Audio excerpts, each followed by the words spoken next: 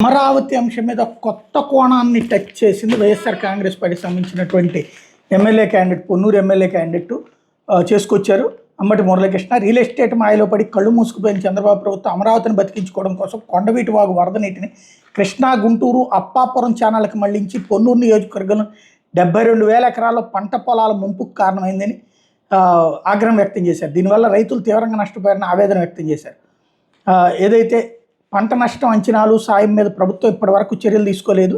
పంటలు మునిగి రైతులు నష్టపోయే వ్యవసాయానికి దూరం అయితే పొలాలను రియల్ ఎస్టేట్ వెంచర్లుగా మార్చేసి 3,000 కోట్లు దోచుకోవాలని పొన్ను టీడీపీ ఎమ్మెల్యే ధూళిపాల నరేంద్ర కుట్ర చేస్తున్నారంటూ ఆరోపించారు. ఏడాది వర్షపాతం ఎక్కువగా నమోదుందని వాతావరణ శాఖ ముందుగానే హెచ్చరించింది. అయినా ప్రభుత్వం జాగ్రత్తలు తీసుకోలేదు.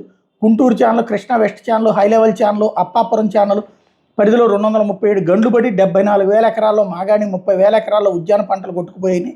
ఏడాది ఇప్పటికే 72,000 ఎకరాల పంటల ముంపుకు గురైన ప్రాథమిక అంచనాలను బట్టి తెలుస్తోంది. ఈ పరిస్థితులు ప్రధాన కారణం అమరావతిలో ముంపును తగ్గించడం కోసం ప్రభుత్వం కొండవీటి వాగుని పంపులు పెట్టి గుంటూరు, కృష్ణా, అప్పాపురం ఛానళ్లలోకి నీటిని మళ్లించడమేనని రైతులు చెబుతున్నారన్నారు. చేబ్రోలు కొమ్మమూరు బ్రిడ్జి పునర్నిర్మాణ పనులు జగన్ హయాంలో 45 కోట్లతో మొదలు పెడితే కూటమి ప్రభుత్వం వచ్చే కాంట్రాక్టర్ని 5 కోట్లు కమిషన్ డిమాండ్ చేయడంతో ఆయన పనులు వదిలేసి వెళ్ళిపోయారంటూ చెప్పుకొచ్చారు. అయితే ఇక్కడ అసలు పాయింట్ ఏంటంటే అంటే ప్లాన్ చేస్తున్నారన్నమాట అమరావతికి నీళ్ళని మునకనీయకుండా. మొన్న నీళ్లు వచ్చినాయి కానీ అక్కడ ఓ పక్కన ఎత్తిపోతల ద్వారా నీళ్లు కృష్ణానదిలోకి పోస్తున్నారు, యువతలు కూడా అవతలకి మళ్లించేస్తున్నారు అన్నటువంటి కొత్త సమాచారాన్ని ఇచ్చినట్టయింది.